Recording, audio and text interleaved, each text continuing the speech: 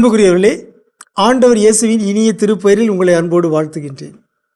இந்த ஜெபமாலை மாதத்தில் ஜெபமாலை புனிதர்கள் என்னும் தலைப்பில் ஒவ்வொரு நாளும் ஒரு ஜெபமாலை புனிதரை பற்றி உங்களோடு பகிர்ந்து கொள்வதில் நான் மகிழ்ச்சி அடைகின்றேன். இன்று புனித அல்ஃபோன்ஸ் லிகோரியாரை பற்றி உங்களோடு பகிர்ந்து கொள்ள விரும்புகின்றேன்.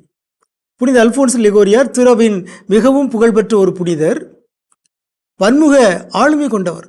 அவரை பற்றிய அவரது சிறப்புகளை வாசித்தால் நமக்கு வியப்பாக இருக்கிறது. அவர் ஆயர், ஆன்மீக எழுத்தாளர், இசைஞர், ஓவியர், கவிஞர், வழக்கறிஞர், தத்துவியலாளர் மற்றும் இறையியல் அறிஞர் என்று பல முகங்களை கொண்டவராக இருந்திருக்கின்றார். திருச்சபையால் மறை வல்லுனர், டாக்டர் ஆஃப் த சர்ச் என்று அறிவிக்கப்பட்டிருக்கிறார். மீட்பரின் சபை, ரிடம்டரிஸ்ட் என்று நாம் சொல்லுகிறோம் அல்லவா, மறையுரையாளர்களுடைய அந்த சபையை தோற்றுவித்தவர் புனித அல்ஃபோன்ஸ் லிகோரியார். இத்தனை சிறப்புகளுக்கு சொந்தக்காரர் அல்ஃபோன்ஸ் லிகோரியார். அவர் எழுதிய மிகவும் புகழ்பெற்ற ஒரு நூல்தான் மரியன்னையின் மேன்மைகள், த க்ளோரிஸ் ஆஃப் மேரி. இந்த நூலை வாசிக்காத பிற்கால புனிதர்களே இல்லை என்று சொல்லும் அளவுக்கு மிகவும் புகழ்பெற்ற ஒரு நூல்தான் க்ளோரிஸ் ஆஃப் மேரி, மரியன்னையின் மேன்மைகள். அந்த நூலில் அவர் அன்னை மரியாவை பற்றி மிக விரிவாக எழுதியிருக்கிறார்.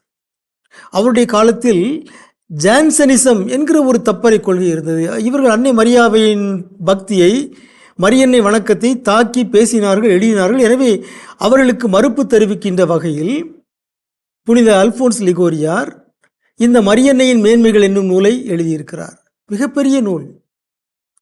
அந்த நூலில் முதல் அதிகாரத்தில், கிருபதேவத்துக்கு மாதாவாய் இருக்கிற எங்கள் ராக்கினியே வாழ்க, எங்கள் ஜீவியமே, எங்கள் தஞ்சமே, எங்கள் மதனமே வாழ்க.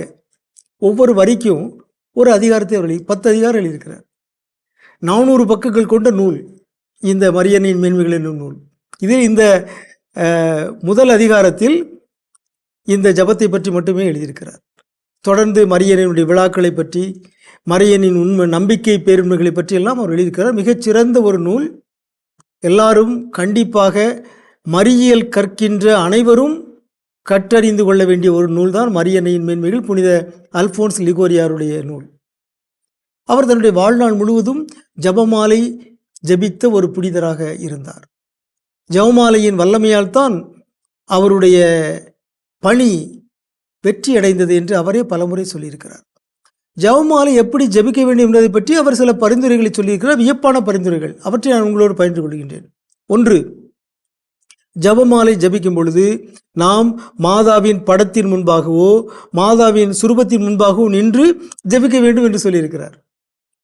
அவசர வேளைகளில் நாம் பயணம் செய்கின்ற பொழுது அல்லது நடந்து சென்று கொண்டிருக்கும் பொழுது நாம் ஜபமாலை ஜபிக்கலாம், அதில் தவறில்லை. ஆனால் இல்லத்தில் நாம் ஜபமாலை ஜபிக்கின்ற பொழுது அன்னை மரியாவின் திருவுருவத்தின் முன்பாக, திருப்படத்தின் முன்பாக முழந்தால் படியிட்டு நாம் ஜபமாலை ஜபிக்க வேண்டும் என்று புனித அல்ஃபோன்ஸ் லிகோரியார் சொல்லியிருக்கிறார். அதன் பிறகு அவர் சொல்லியிருக்கிறார், தனியாக ஜபமாலை ஜபிக்காமல் பிறரோடு இணைந்து ஜபிக்க வேண்டும் என்று சொல்லியிருக்கிறார். ஆகவே நாம் சில நேரங்களில் தனியாக ஜபிக்கிறோம், அது நல்லது, பாராட்டக்கூடியது. ஆனாலும் பிறரோடு இணைந்து ஜபமாலை ஜபிப்பது சிறந்தது என்று புனித அல்ஃபோன்ஸ் லிகோரியார் சொல்லியிருக்கிறார். ஜபமாலை என்பது கடின மனத்தவரையும் மனமாற்றம் செய்யும் ஆற்றல் மிக்கது என்பதை அவர் சொல்லியிருக்கிறார். சிறை கைதிகள், குற்றவாளிகள், கடின மனத்தவர்கள், அவர்களையெல்லாம் ஜபமாலை ஜபித்து நான் மனம் மாற்றியிருக்கிறேன் என்று அவர் தன்னுடைய அனுபவத்தை பகிர்ந்து கொண்டிருக்கிறார். அது மட்டுமல்ல, ஜபமாலை ஜபிக்கின்ற பொழுது ஒவ்வொரு 10 மணியையும் ஒரு கருத்துக்காக ஒப்புக் கொடுக்க வேண்டும். ஒரு 10 மணியை நாம் நோயாளர்களுக்காக ஒப்புக் கொடுக்க வேண்டும். இன்னொரு 10 மணி ஜபமாலையை நாம் குழந்தை செல்வத்துக்காக காத்திருப்போருக்காக ஒப்புக் கொடுக்க வேண்டும். இன்னொரு 10 மணிகளை நாம் இளைஞர்களுக்காக, இளம்பெண்களுக்காக ஒப்புக் கொடுக்க வேண்டும். ஆகவே ஒவ்வொரு 10 மணியையும் ஒரு கருத்துக்காக பரிந்துரைத்து ஒப்புக் கொடுப்பதை புனித அல்ஃபோன்ஸ் லிகோரியார் நமக்கு ஒரு அறிவுரையாக தந்திருக்கிறார். ஆகவே திருவின் வரலாற்றில் புகழ்பெற்ற இந்த மரியன்னை புனிதர்கள் நாம் எவ்வாறு ஜபிக்க வேண்டும், எவ்வாறு ஜபமாலையை ஜபிக்க வேண்டும் என்பதை நமக்கு கற்றுத் தந்திருக்கிறார்கள். எனவே நாமும் நாள்தோறும் குடும்பமாக இணைந்து மாதாவின் திருவுருவத்தின் முன்பாக முழந்தால் படியிட்டு ஜெபமாலை ஜெயிப்போமாக. இந்த ஜெபமாலையை நாம் பிறருக்காக ஒப்பு கொடுக்க வேண்டும், நமக்காக அல்ல. யாருக்கெல்லாம் நம்முடைய ஜெப உதவி தேவைப்படுகிறதோ அவர்களுக்காக நாம் பரிந்து மன்றாடி இந்த ஜெபமாலையை ஒப்பு கொடுப்போமாக. உங்களுக்கு அமைதி உரித்தாகுக.